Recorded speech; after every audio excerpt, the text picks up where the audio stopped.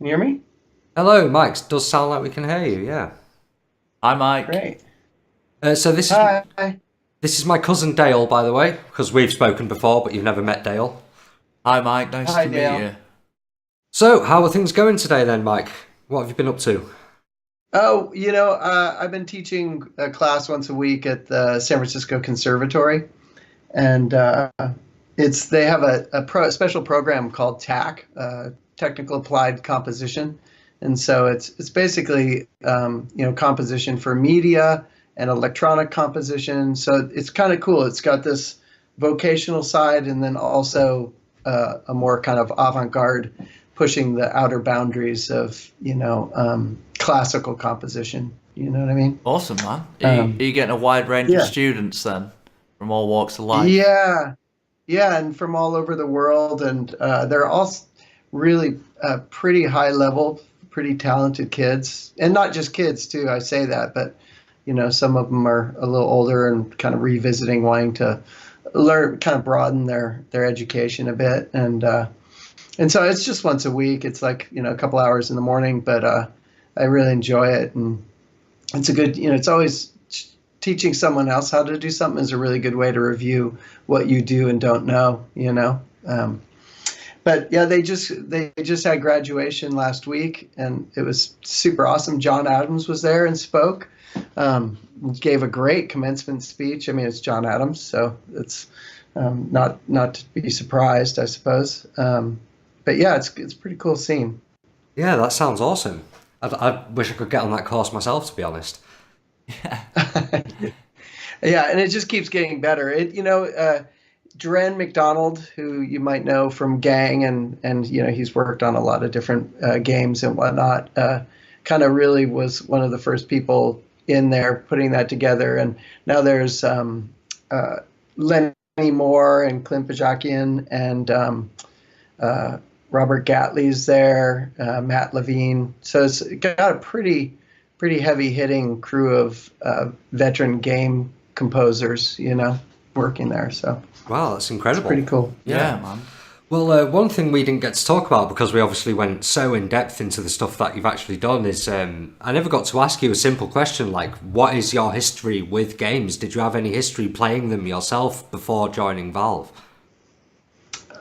Well, I mean, yeah, yes, definitely. But it's kind of like but my life has been so busy that it's been, there are like really intense periods of gameplay, for over decades. I mean, I remember a friend of mine bought the first Pong, Right. the actual Pong machine when it came out. And so we played that thing to death. And we he bought a bunch of the games that came out after it, but it was sort of this. I mean, I guess Pong didn't have any other games. Now that I think of it, it was the Atari that ended up having some other games. Um, but so I was there right at the very beginning, pretty heavily playing that, and then my dad got a Commodore when I was kind of a young teenager, and I got really into. I can't even remember. These were games you'd have to get on floppy disk. I mean, actual floppy. Not the little hard floppy, but the large. What is it? I forget the size, 5 inch or whatever those floppies were. Yeah, and even Um, cassette that tapes on old Spectrums, things like that. Right, yeah, exactly. And I started. That's when I very first started learning to program too. And wrote my own little text-based maze game. Um, and and then after that, it's interesting. There's a period there where I started buying Macintoshes. It was you kind of fast forward a few years. And I started buying the early Macs because those were the first computers really to have audio software. Actually, no, I take it back. That's right. I moved to Japan. I lived in Tokyo for a couple of years in the early 80s, like Whoa. 83, 84. And I had a Yamaha CX7, which was this like funny. I think it was a Z80 based. The Z80 is this processing chip from 8-bit, as I recall, with 16-bit memory space, and it was like this keyboard. It was all contained in the keyboard that had like a video. It had a card in it that had some kind of video out that you would plug into your television or some monitor, and then you would put cartridges in it, and those cartridges would allow you to, like, there was a sequencing cartridge, there was a four mod FM synth, and there was, God, what else? There was a cartridge that had BASIC, right? And so the programming language. And so I did a ton of work on that computer, along with a bunch of keyboards that I had set up in my studio there in Tokyo, and did a ton of work, for that in that era. I mean, I was really young, but I managed to win in a contest. It's kind of hard to explain, but I didn't win. I got into the top 10 and then got third place after doing a performance. I think first place was Toa Toa. You remember from Delight? You remember Delight? Oh, yeah. That DJ guy was kind of this young prodigy in Tokyo at the time, and ended up working on a bunch of Ryuichi Sakamoto's records, who was there and was one of the judges. And he tied with a good friend of mine who was in this underground noise art band, kind of Bill Laswell style, called Phnom Penh. And they tied for first and second, and then I got third. And so I got an agent out of it and got to do some work for Ryuichi Sakamoto and a bunch of other big name Japanese fashion, in Japan at the time. I imagine it's still probably fairly true.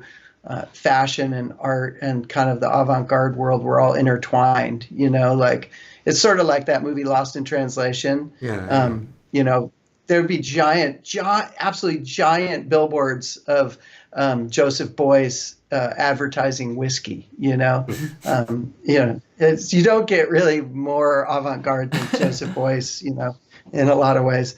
And so I don't know, it was a really awesome period. And so I did a lot of music on that computer, but I also did my first real programming. I programmed an animation tool that was used at a TV station, and then also did another kind of animation interactive thing that I did some performance art with. And it didn't really have game. It was cassette based, just like you were saying. There were no. I remember someone saying "Oh, you got to try this thing called DOS." You get a floppy disk and the system runs off the floppy. And I'm just thinking whoa, my mind is totally blown, and so that there was that computer, and then the Mac kind of came around, and in that era, I was managing, that's when I started getting games. There was a bunch of Prince of Persia, those games, the originals, that were actually available. Right, that were available on the Mac too, right? Because Mac wasn't quite as far out yet. But then at the same time, I had started right around that exact same time. In fact, I started working for Euphonics, kind of designing and implementing their early console features, right? Euphonics was the first company to do digitized Surface, like Surface controllers that are then using back then it was this giant, DIN connecting cable that went to a tower that had analog processing on it. Right. Super high end consoles. I think the number 2 or 3 console we sold to Hans Zimmer. Michael Jackson's guy bought one. Whoa, and so wow. I was implementing features directly for those guys. But at the same time, it was all on PC. So we started playing some PC kind of early LAN-based games there. And then, after that, there was a kind of a break because I left that job because I wanted to really play music more. And mostly either played stuff on the Mac when I was on tour 90% of the time. So I played tons of arcade games, God, what was the tower defense game? Rampart, right? It was Right, like right. two wheels on the thing, and you kind of lay out your castle and then shoot with your cannons, take turns shooting at each other. I love that one on tour.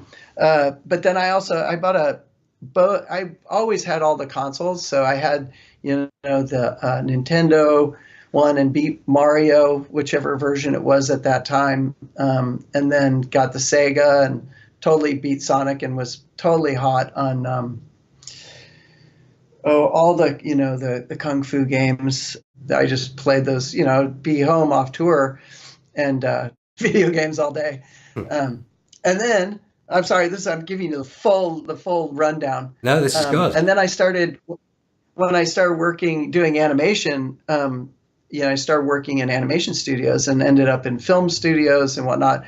And that is really when I got hooked into. I mean, I had a PC at home too because of some other like kind of development jobs I was doing on the side, and I got into the early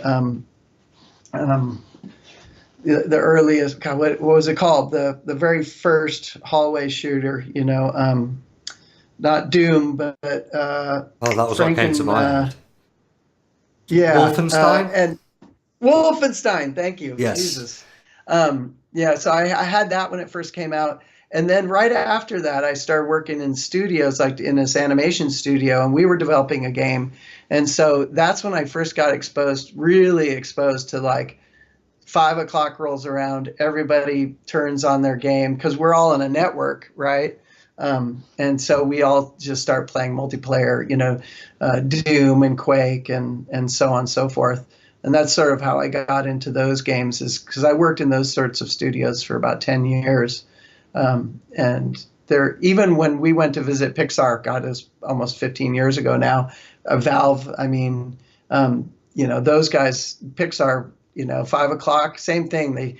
Everybody turns on Team Fortress. At least at the time, they were all playing Team Fortress, and they were, big fans. And because everything, you have all these high-end PCs, and everything's on a network, and so, I never really got into the home LAN party kind of thing.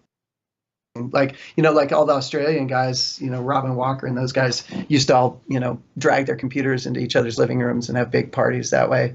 But I was always exposed to it through the film studios.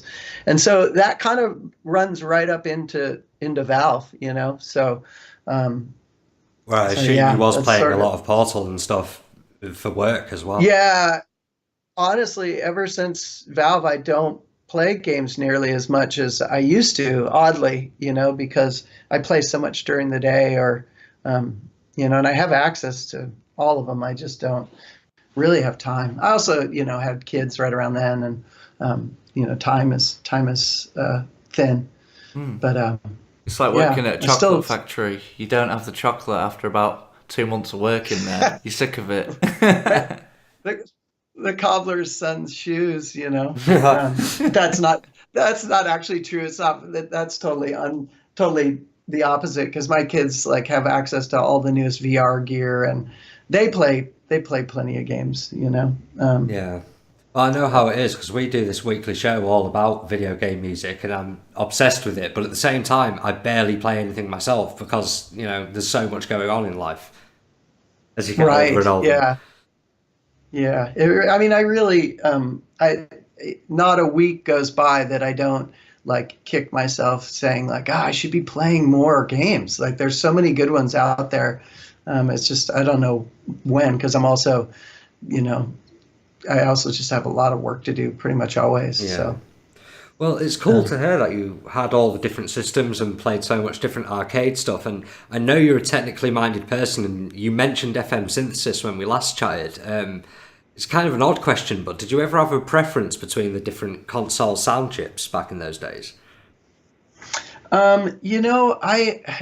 It's been a while since I've really looked at the chip names. It was really great when Plogue came out with the chip tunes, or I forget what that exact plugin is called. I think it's called Chiptune.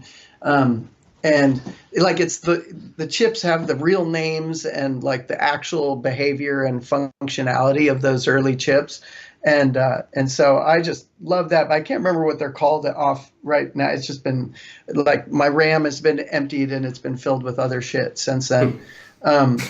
But I always really, really liked the Nintendo sound. Like they just really nailed it. The composers used it really well. Like, I don't know, I know I've said it before in other interviews, but I'm just such a huge fan of the Nintendo sounds and the compositions and that chip. Like, I've used it, like the virtual version I did for Portal. I'm sure I've said this in interviews too, but I did start out trying to like circuit bend an old Nintendo machine just to do it the cool way. And then eventually when I found the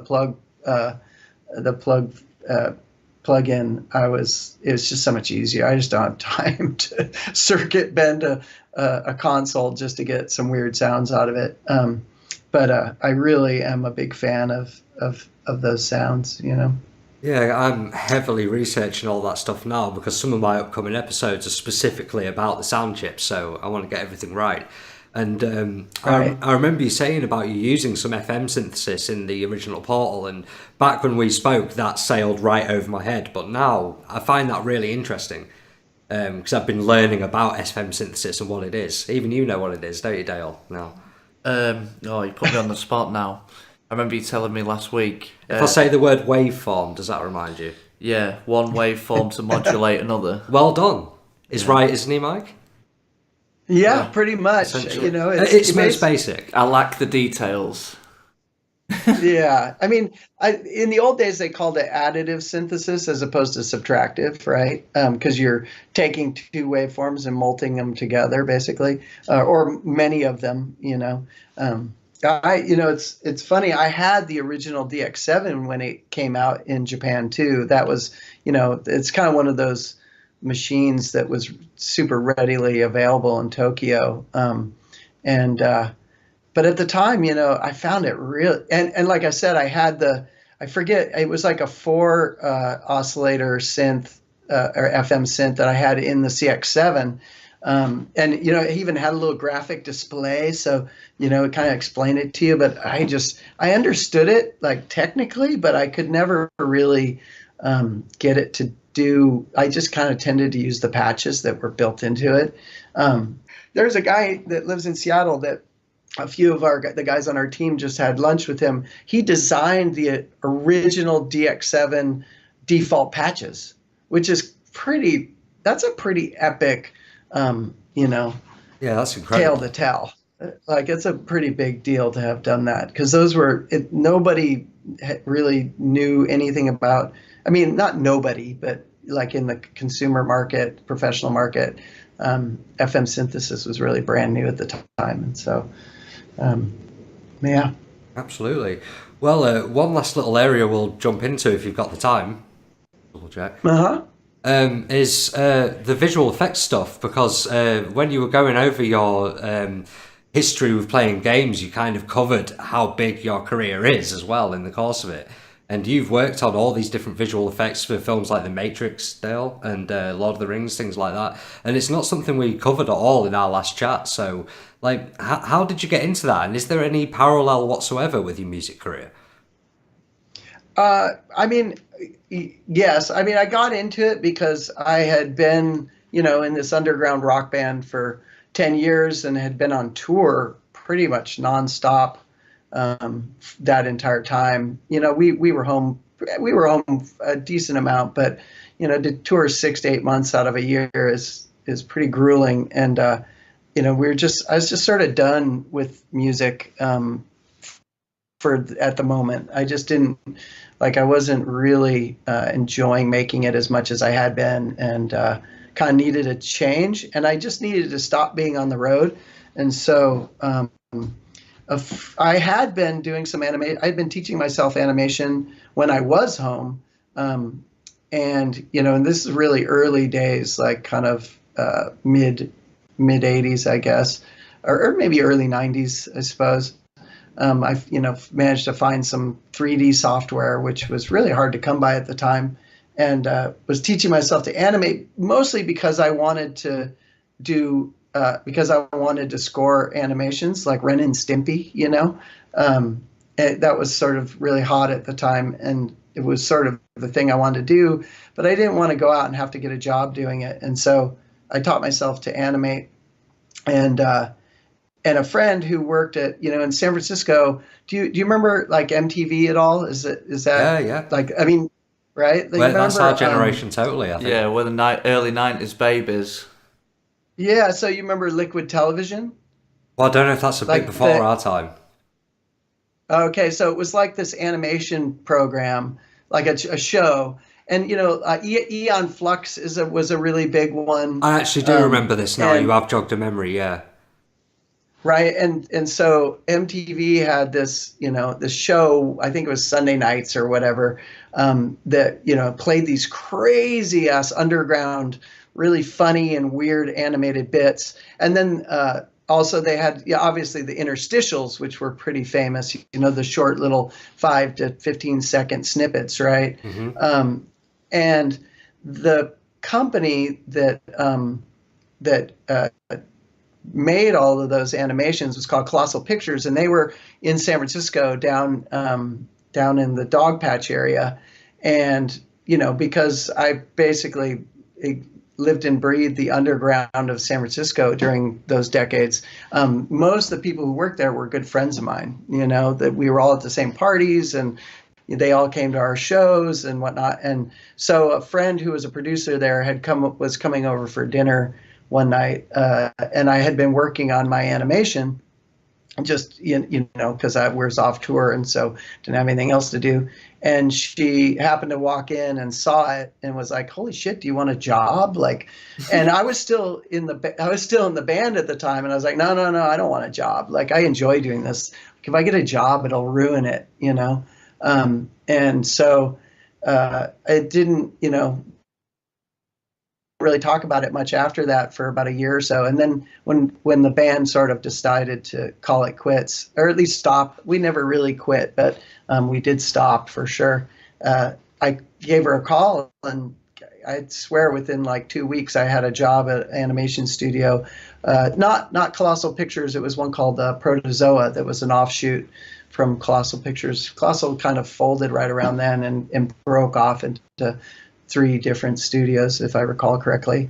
Some of them pretty legendary, and so that was sort of my entry point. And I did a lot of TV, and we made a game and whatnot. And that trajectory, 4 or 5 years later, landed me in New Zealand doing Lord of the Rings, and once you're in that universe, like I basically had to, like I would still be doing it if I hadn't, pulled the plug and said, no, I'm going to go do something else now. So what were some of the exact roles you were taking on something like Lord What's of the that? Rings? What were the exact roles you were taking on something like Lord of the Rings, for example, like exact things that you were working on? Well, I did a ton of stuff on Lord of the Rings. My job title was I worked on the Massive team. Massive is the team that we did like all the large crowd stuff, like the big battles with orcs and elves and whatnot, and it was all simulated. So yeah, there was it was sort of like video game, wasn't there? Yeah, it was a fuzzy logic based kind of AI system, and so I was like the number 3 or 4 guy on that team, and so like I designed a lot of the way we call them brains. The brains worked, and put together a lot of shots. Did a ton of scene work, but I was there for a good year and a half like during pre-production. And so I also, because I had done motion capture previously at the company I was at Protozoa, I ended up directing and designing a lot of the motion capture. So I worked with like the stunt. There was like the sword master, and there were some stunt people, and we worked together designing all the different moves that all the different species would, like what does an elf look like with this type of sword? What are all the moves? What's the motion tree look like? What it was elf with a spear look like? What is this type of orc with this type of weapon? It's a giant matrix of different species and weapons and combat styles and things that they needed to be able to do for the film. I still have, the full visual effects breakdown storyboard books from Lord of the Rings. There's thousands of shots, right? I can imagine, yeah. And so we broke down everything that was going to be in all three films, and then designed all the moves and the motion trees and whatnot, and then would bring actors, in and capture them doing that. And so I did that. That was a big part, one of the big things I did. And then as an offshoot from that, when we did some of the like kind of not B-roll, but some of the not quite as huge fellowship body double scenes, where we were doing digital doubles. That's the word I'm looking for. Doubles. When we did digital double scenes, I directed a bunch of that, which was super great because I got to direct Ian McKellen and all of them basically. Viggo Mortensen and Sean Bean. I directed the whole fellowship in motion capture, which was so funny and cool and fun. Man, mind blowing. Absolutely. I bet you had to pinch yourself a few times on set, didn't you, just to be like, wow, this is quite something. Yeah, well, I mean, I was working such long hours. I was pinching myself to make sure I actually was awake. Yeah. Well, Mike, that's absolutely fascinating. I'm glad to hear some background on that, because obviously that wasn't a subject of the last time we talked, so I had to get a bit of that in. No, I generally don't bring this stuff up. Just it's too. I mean, I've been, I'm getting on in years, and I've been really busy my whole life, and so there's just too much shit to talk about. It's true. And I don't. Even the stuff we've talked about today, there's so many tangents we could go off from them. Oh yeah, right, exactly. It's also why I teach, once a week at the school. It just gives me a chance to share some of that stuff. But I don't talk about the film work or any of the early stuff either. Just music. Well, it's cool to hear some of that background then, Mike, and thanks very much for agreeing to talk for a second time. Yeah, sure. It's always a pleasure. Nice to meet you, Mike. Right. Yeah, likewise, Dale. Thank you. Have a good rest of your day. You too. Bye. Bye.